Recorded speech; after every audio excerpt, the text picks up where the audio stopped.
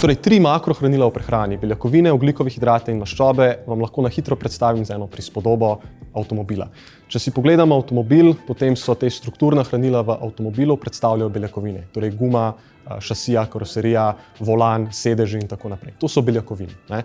Dočim ogljikovi hidrati in maščobe so pa tisti 2 makrohranili, s katerimi natankamo ta avtomobil. Ampak kljub temu, da sta obe hranili vir energije, pa nista ekvivalenten vir energije.